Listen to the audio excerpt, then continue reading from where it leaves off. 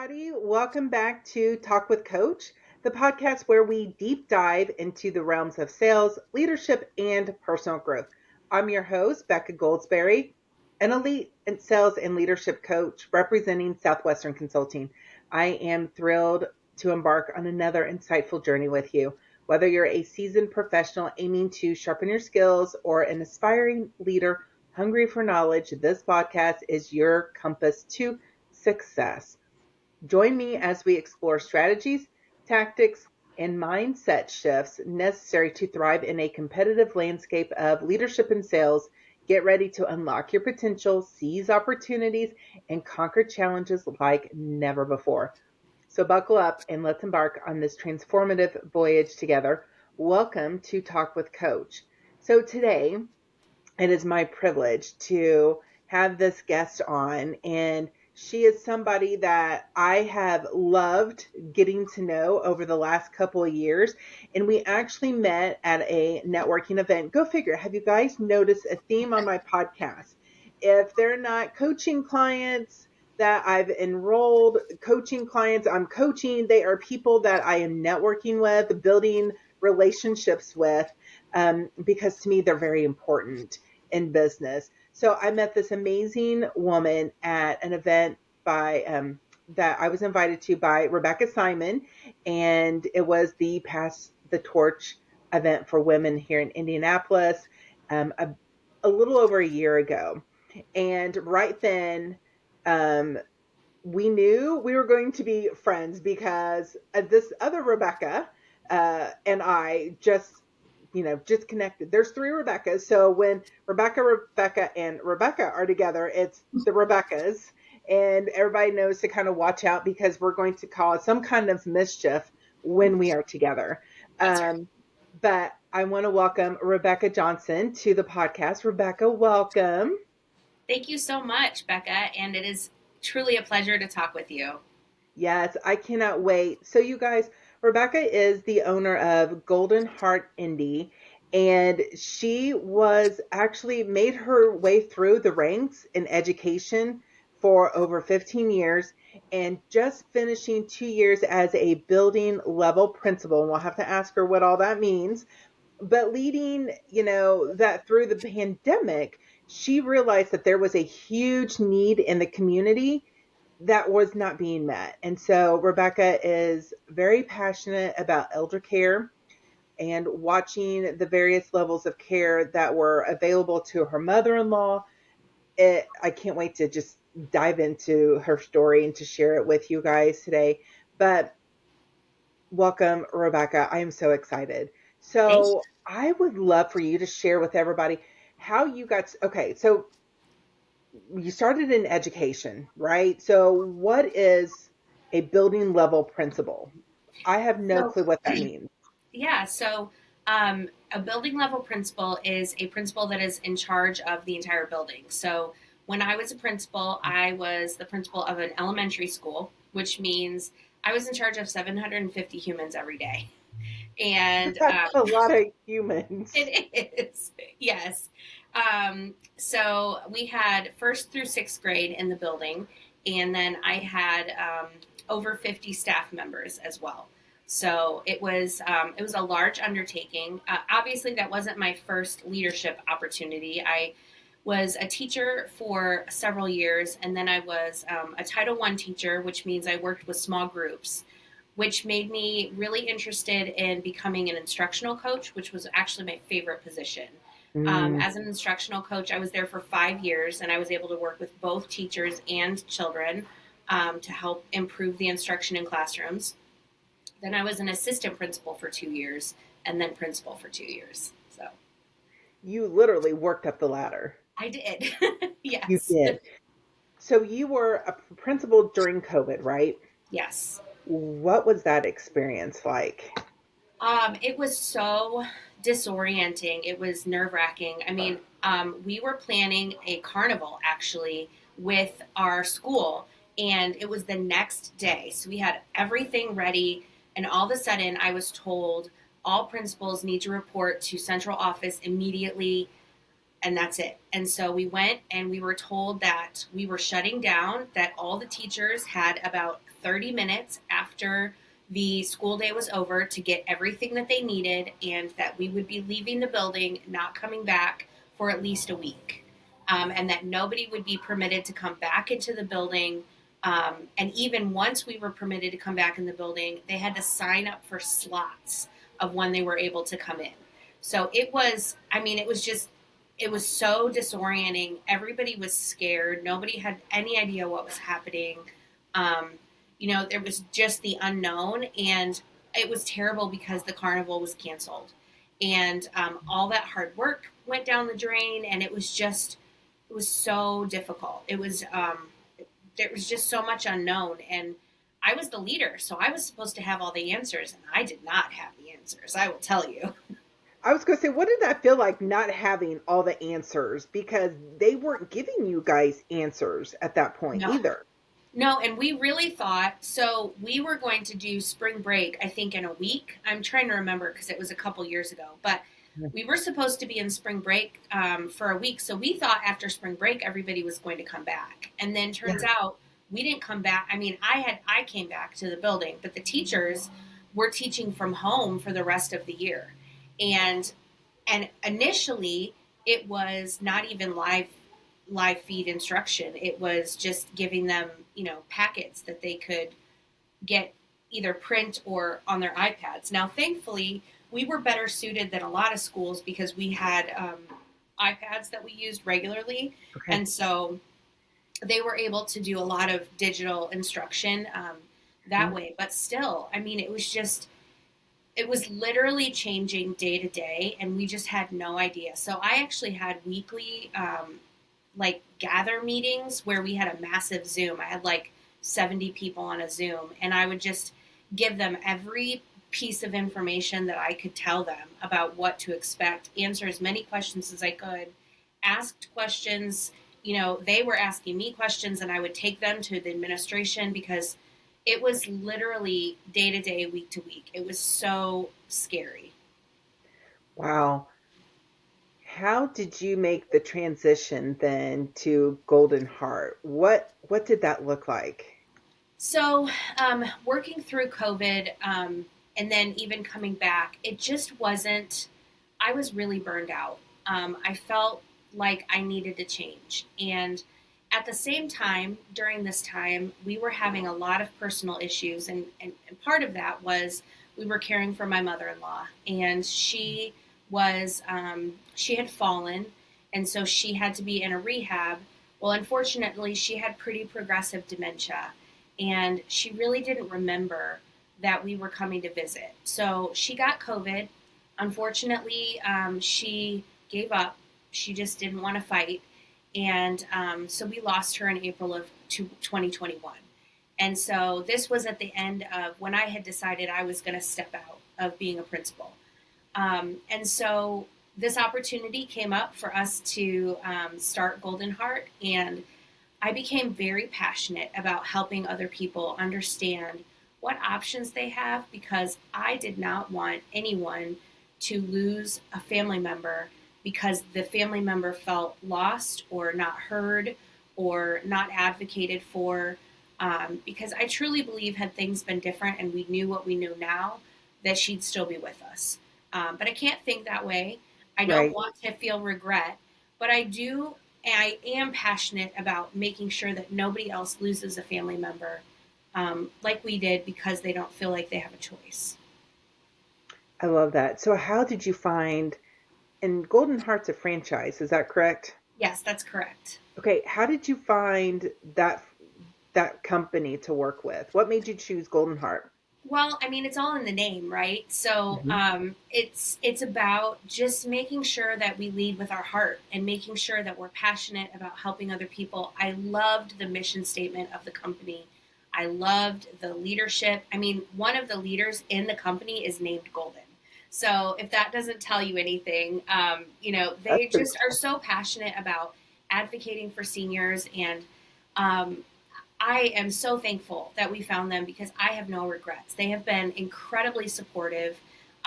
They are the type of franchise owners where they'll help you when you need help, but if you don't need help, they just kind of let you do your thing. And that's really unique. And I appreciate that because, the way that I run my business is different than some of the other 30 odd locations because I'm in Indiana and nobody else is. So, but the mission statement, to come back to the question you asked, the mission statement was just really, it spoke to me. And it felt like it aligned very closely with my heart, with my husband's heart. And so it wasn't hard for us to say yes to Golden Heart. That's awesome. What have what has been, let's start with the positives first. What has been some of the coolest things coming out of starting your business with Golden Heart? I have met some really amazing people. I thought I was a people person before I was a principal, but now, I mean, I love all of the networking that I get to do and all of the people that I get to meet. I get to hear about different businesses and I get to go out to lunch with my friends and, just some of the Right? really cool things that we've been able to do. We've had a fundraiser that we've been running called Cheers to Your Health, and we've been able to raise thousands of dollars for research. So it's just that's been really cool. And then, of course, coming to the clients, those clients where, I mean, I just got taken to lunch last week from a client who wanted to tell me thank you for being there. She said, I don't know how we would have been able to get through it without you. You connected us. You were there for us. That is my why. Those are my people. And just being able to be with people and make them feel not alone in some of the hardest and most stressful times of their life, that's life changing for me. It's life changing for them and the families Yeah, too. yeah, definitely. So, what has been some of the biggest obstacles or struggles that you as a business owner have faced? So, one has been my physical health. I have been struggling with my physical health. I've had multiple surgeries. There was a point where I was only operating at about 10% of my capacity. I would have to sleep for a couple of hours after I did some sort of event. That was really, really difficult trying to keep the business going while I myself was, struggling to just stay awake. Um, there has also been financial struggles. It's just been really stressful to think about budgeting. And, people are like, what's your financial strategy for the future? I'm like, I have no idea. I don't know what you're talking about, you know? And just running the business, I never thought I was a businesswoman. I expected that I was going to be in education until I retired. And so running this business, I've had to learn a lot of things about managing people remotely. And now thankfully that, running a school during COVID, I got some experience with that, right? But because we're not a physical building, all of my people are in different homes around the city.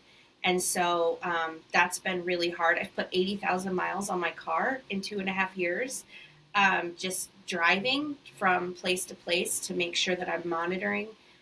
So there's been some pretty significant things. It's been a steep learning curve to go from, understanding the ins and outs of caregiving from a business standpoint. I mean, obviously I lived it personally, but understanding it from a business standpoint and then how to guide my employees, and then finding good employees that are trustworthy and that are going to care for my clients, and then finding the clients. So, I mean, everything about it has been rewarding, but also equally just really difficult.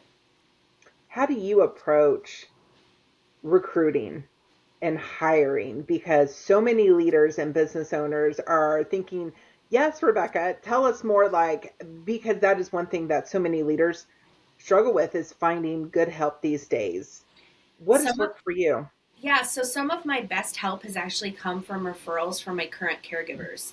And that is the ultimate compliment for me, for people to say that, hey, my friend is coming and they are really interested in working for you. And, I told them you're a great boss. So that's helpful. But we also have had to do a lot of strategies. So I had to change my strategies when I first started. So when I first started, every single person that applied, they got an interview, and I was like chasing them around, like, oh, you missed your interview? Let me reschedule for you. Oh, you live on the east side of town? Let me go make my appointment on the east side of town. It's okay. It's all right that you're late. Just come on, and I realized that I was too accommodating, because once I started with them and chasing them, I was going to have to chase them the entire time that they were employed by me. And so understanding and setting boundaries. So I only have interviews in one place. And if they reschedule with me, they have to reach out. I'm not reaching out. If they're a no-show, they go in my inactive list. And if they call back, maybe I'll set up a time if I have time. But that's a really important piece. And then we also use Career Plug, and it is it's a part that pushes out applications to ZipRecruiter and Indeed and all of those places. But when I screen them, I have a very rigorous screening process that I ask a lot of questions. And if I don't get a good feel from them, I don't bring them in person. So I have multi-step process. And even when they come in and they meet with me, I ask them questions like, why would I want you to take care of my mom? Or how do you feel about differences of opinion? How do you take feedback? So looking for those key things, because honestly, regardless of whether they're trained or not in their skills for like a CNA or that sort of thing, that's great, but I can always train those. I can't train you to be responsible. I can't train you to be considerate. I can't train you to be kind and loving. So those are the things that I'm looking for, and they know that that I'm passionate about that from the word go, from the very first time that they speak to me. Okay, you mentioned two things. One, boundaries. Yes. I was just talking with a colleague and a couple clients even about this. Like, it's okay. And actually, one of my colleagues, Dietrich, just did a podcast with me, and he met the Dalai Lama when he was down at IU. Wow. Because the Dalai Lama's second cousin owns a Thai restaurant in Bloomington.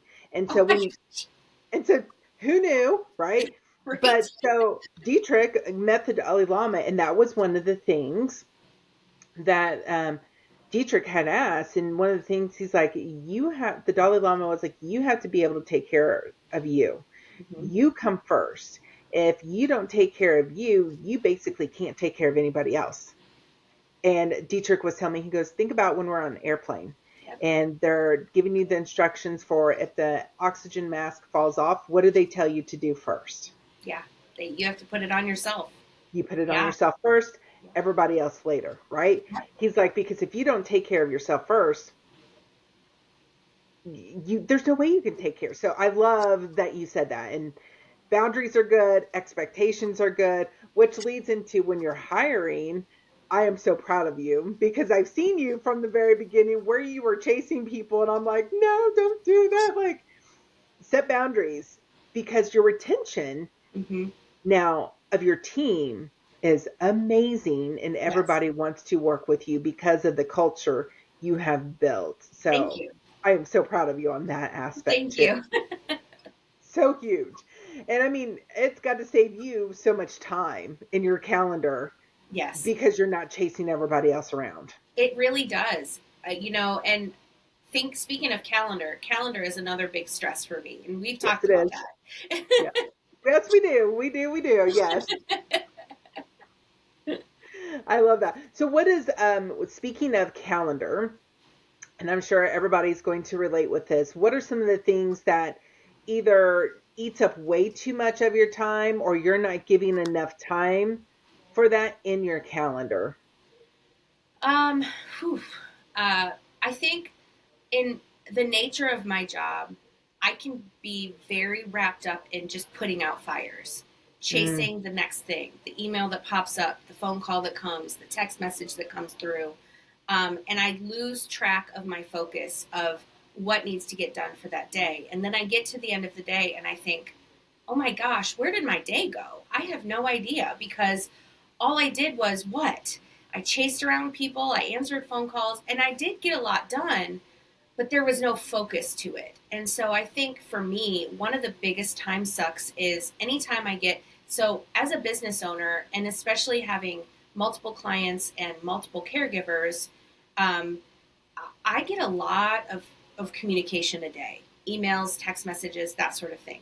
And I think I've heard some sort of statistic that says that every time you get one of those interruptions, it takes like 20 minutes to reset or something like that. And I Yep. mean, I taught it in the time management workshop, yes, you're remember? the Yeah. one. You're the expert. Yes, and Yep. that Yep. stuck with me because I tracked my notifications one day.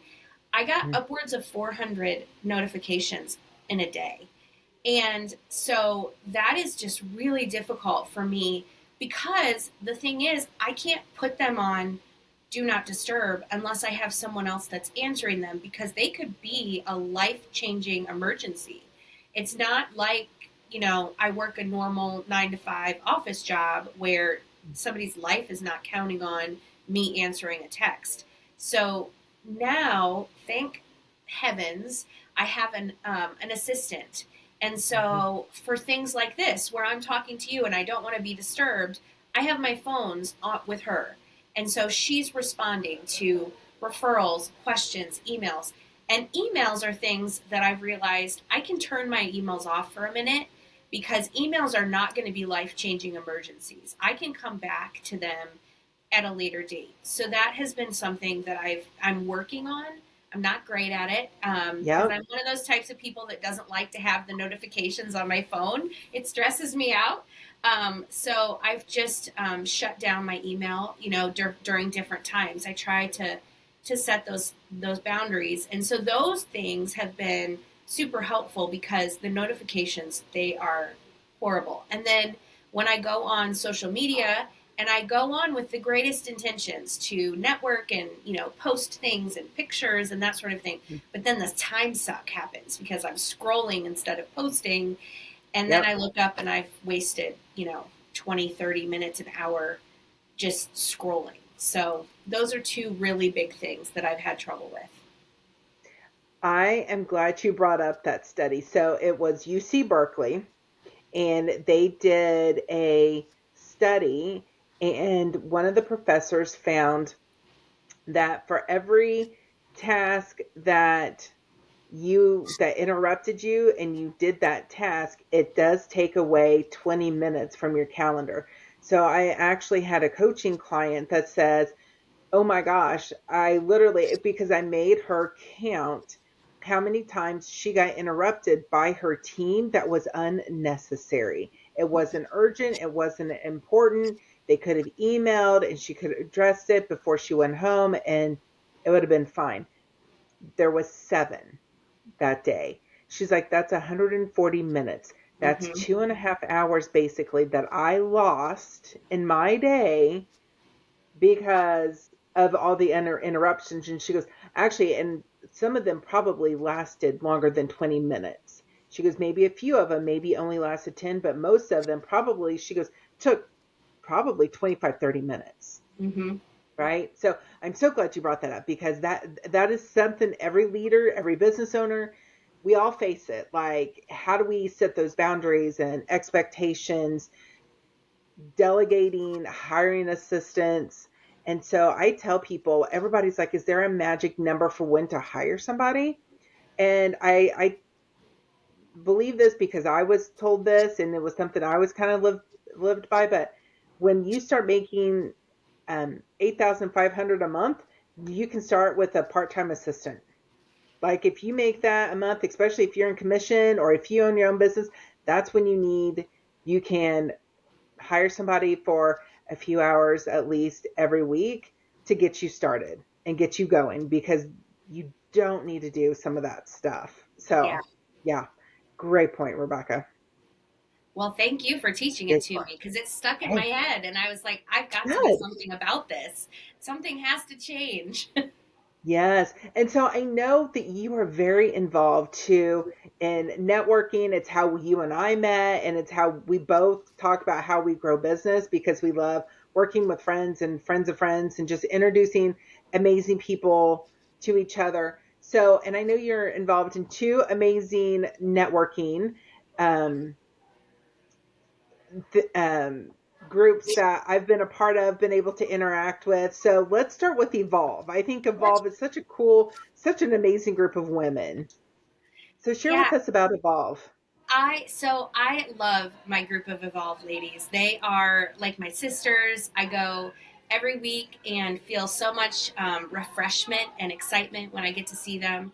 But so Evolve started with Angel Hicks. She lives in Ohio, and she started it because a lot of women's groups were cliquey.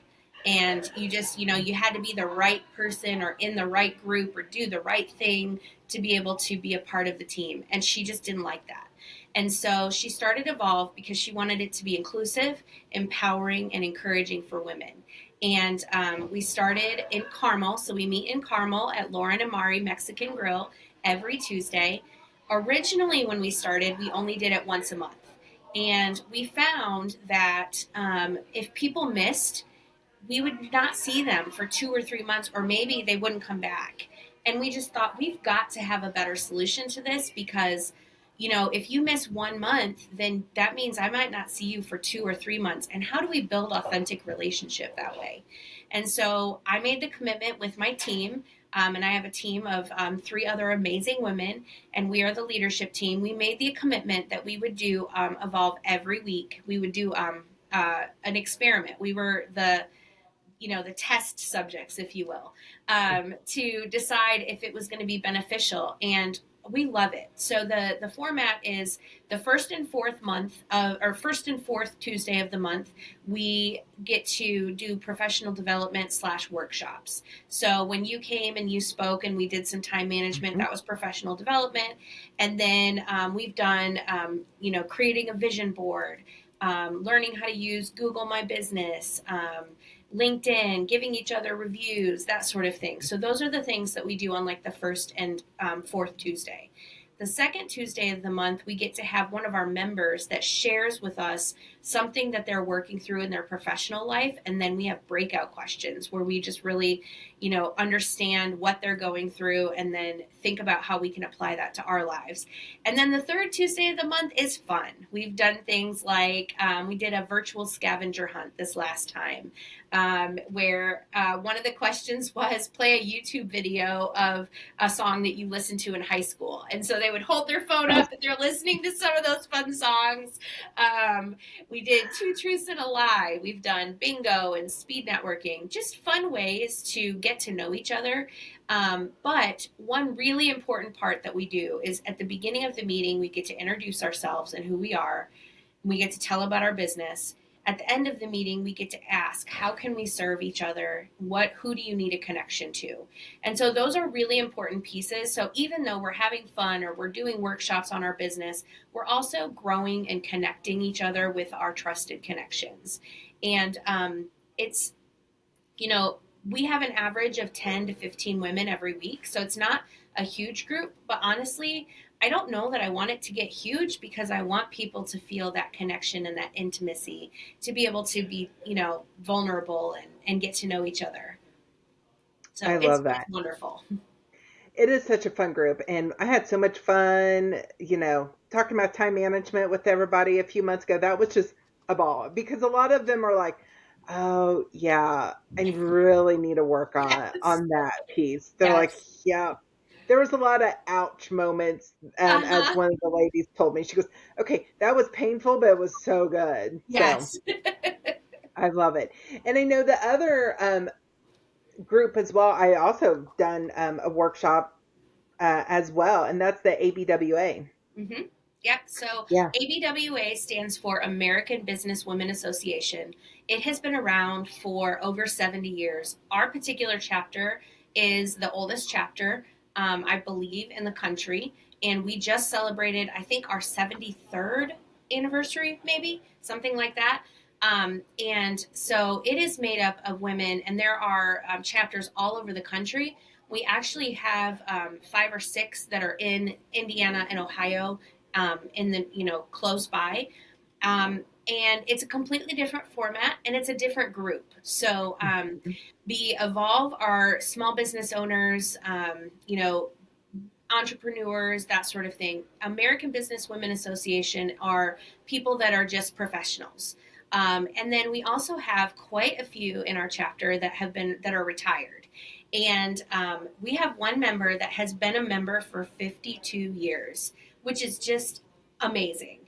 So, Fantastic. And right? she's spunky too. I love her. She is so Yes. cool. She is I the love her. coolest, yes. But American Business Women Association, not only do we grow personally and professionally, but we also reach out into the community. We support nonprofits. We just did something really fun called the Undy 500, where we collected some brand new underwear for children who are in shelters or foster care, that sort of thing. And in October, we do something called Socktober, where we buy new socks. So that's a really cool thing that we support. Just lots of community connections, just making sure that we're connected to the community. They got me through some really rough times. They've been really supportive. I feel like they're like my aunts and my grandmas and my mom. And, I love Mhm. that group as well. I was going to say, I think if I remember correctly, when you really started getting very involved in those two groups, your business literally took a huge spike to the good. It Like your tripled. business really tripled, like Yeah. doubled, right? Yeah, yeah, it tripled. So I went from one level, and it literally my revenue tripled in just a year. Um, when I started getting more involved and connected with people, and also my costs went down because previously I was paying for leads or I was paying for clients to come in, and that can be very costly. But now 100% of my clients are warm referrals. They are people that are connected to someone because they know someone that I've done business with, or they know, or on Facebook. I just got tagged twice yesterday on Facebook. People were looking for help and they said, reach out to Rebecca. Her company is awesome. Her people are great. Rebecca, it seems like the last couple of years since you've really been involved in Evolve and ABWA, that's when your business really grew. Yeah, it actually tripled. That's crazy. Yes. That is amazing. So So why do you think that is? yeah, so I think people know me. I have brand recognition, and I mean, I'm getting tagged in things like Facebook on Fisher's Chatter and things like that, where they're like, "Hey, you should use Rebecca. We've used her before. She's great. Her people are great. She's reliable." Just getting out there and knowing people, that wouldn't happen if I weren't networking. If I were just sitting in my house and waiting for people to call me, it actually has even saved money because I used to be paying for referrals. And so now 100% of my clients are warm referrals. They're from people that I know, like, and trust. And that is from networking. That's from just getting my name out there. That's amazing. Yeah. Those So, relationships are crucial. well, I was going to say, if anybody's been ever listening to the podcast, we know warm referrals are the way to build a great, solid business in most cases. So, this is Rebecca's business is another example just of that. So, Yeah. that is fantastic. I love that. What is next for Golden Heart Indy? What are we going to accomplish next? Yeah, so we're really excited. It used to just be me, and now I have an assistant. And hopefully, by the time this is published, we will have a thriving business that will be open in Toledo, Ohio as well. So we are expanding locations. I grew up in Ohio. All of my family still lives there, and there's a huge need there as well. And so we're opening a new business up there. Same Golden Heart philosophy, same heart, same passion, but just in a different location. What are some of the biggest things that challenges as a business owner? It's 4 hours away, right? You're Yeah. going to have a whole different team up there. What are some of those challenges that you're starting to work through? Yeah. So the first thing is finding somebody reliable to run it that will Mm. run it according to my passion and my standards, making sure that people are taken care of the way that they should be taken care of, the way they deserve to be taken care of. And so I'm actually training my office manager for up there. And she came down for the first day yesterday to shadow me. And she was like, wow, you do a lot today. I said, this is a light day. Like, um, this is nothing, darling. but, just making sure that we have a solid connecting point. And then that communication piece is also going to be really important, because making sure that I'm available to talk with her, to lead her through. I'm obviously going to be spending some time up in Toledo, just building relationships and networking up there, showing her how to network, building that client base. I mean, the biggest thing is anything that starts, it's building that momentum. So finding our first client, finding our first caregiver, that's going to be a challenge, because until we get a client coming in, we don't have any revenue. And then because of that, we don't have any, money to pay expenses. So the other thing is making sure that I'm keeping my business robust down here, so that if I need to use some of the funds for down here to help up there grow, to get started, I have that money. So that's a really challenging balancing act, because I'm trying to grow here, and I just recently hired an assistant. And so there's funds that, I don't have to go towards Toledo or towards Mm-hmm. expenses here. So just, making sure I don't go too big too fast, and making sure that that whatever we do doesn't lose the passion and the excitement and the commitment to quality that we have down here. Because my goal is to never be so big that I don't know everybody that works for me. I don't want to be one of those absentee owners that doesn't know what's going on in their own company. And if it ever gets to be that point, we're going to close or sell.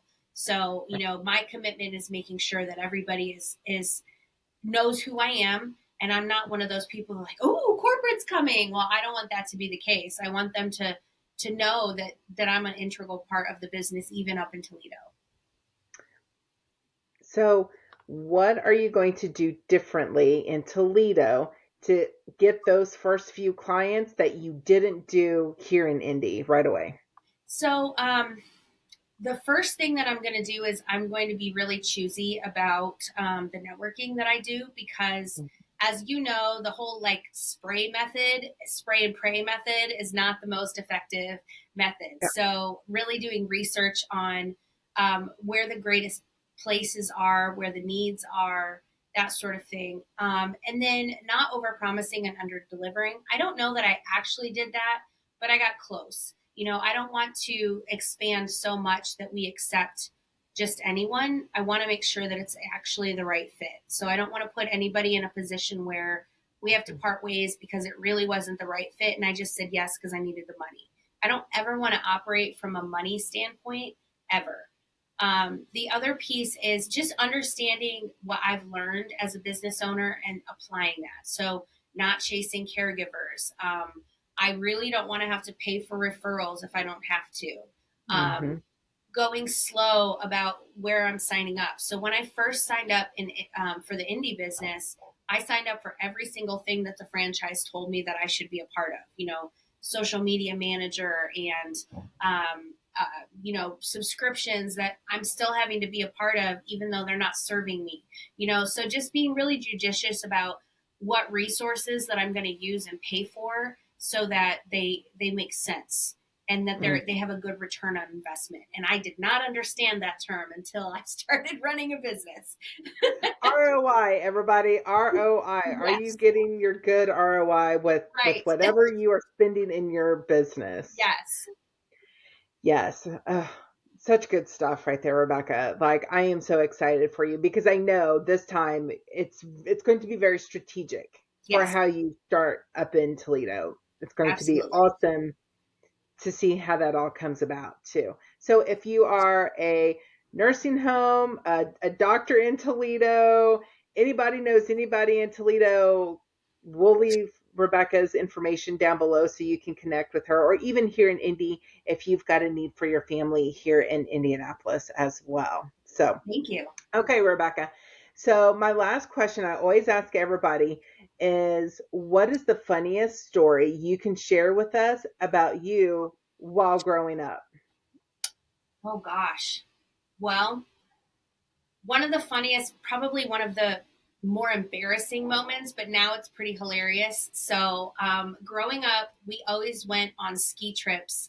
So we lived in Toledo, and Michigan was really close. They have a whole bunch of ski places up there. Now, if you know anything about Michigan skiing, you know that most of the snow is like artificial snow. And so if it was warm, then they would put the artificial snow and then it would like ice over. So it was super slick. And so we would go skiing every year, and I was daredevil. Nobody was going to tell me that I couldn't do something, because you don't tell Rebecca that you can't do something. So I was going to that's prove. a Rebecca thing. I think so. I think so. Like, don't tell me I can't do something, because right? watch out. I'm going to prove you wrong. I'm going to do it. Yeah. Yep. So one of my friends actually had been skiing like in Colorado or something. They were just really good skier. And they're like, we should go down this Black Diamond Hill. Black Diamond is a very challenging hill. It is not for beginner skiers. And even though I went every year, I was most definitely a beginner skier. So I was like, sure, I'll do it. Let's go. So we go down, and I'm doing great. I'm having a good time, and I get to the bottom of the hill, and I'm going too fast, and I can't stop. And all of a sudden, I'm like, the end of the hill is coming, and it's coming really fast. And there was this little hill for people to get up to the other hills or whatever. And they had this orange construction fence that was there to kind of block off people like me who were going too fast and couldn't stop. So here I go. I am trying to stop as fast as I can. And I'm like sticking my poles in, and boop, there goes one pole, and there goes the other pole. So now I have no ski poles, and I'm still hurtling towards this fence. And all of a sudden, I get caught up in the fence, and I'm hanging upside down by my skis in the construction fence, and I cannot get down because I am literally hanging upside down. And oh my gosh, Rebecca. And my friend who went down was laughing so hard at me that she fell and could not. She was like on the ground because she was laughing so hard. So I'm just hanging until someone will come with their ski pole and release my skis so that I can get down off of the fence. Jeez. Okay, so who ended up saving the day for you? Do you even remember? Oh, my friend. Once she stopped laughing at me, she got up and helped me. That's what friends are for, right? Oh my gosh.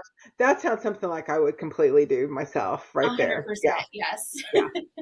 Oh my gosh. I love it.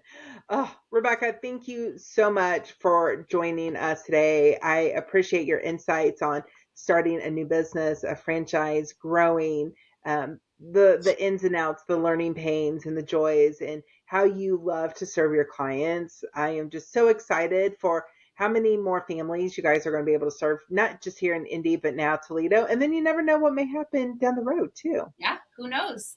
Awesome. Sky's the limit. That is right. Well, everybody, this wraps up another empowering episode of Talk with Coach. I hope you found today's insights valuable and actionable. Remember, growth is a journey, and every step forward counts. If you enjoyed today's episode, don't forget to subscribe to our podcast and my YouTube channel for more inspiring content on YouTube and Spotify. And hey, I'd love to hear from you. Share your thoughts, questions, and topic suggestions by reaching out to me on social media or through my website. Until next time, keep striving for greatness, keep pushing your limits, and remember, your success story is waiting to be written. This is Becca Goldsberry signing off. Take care and make it a blessed day.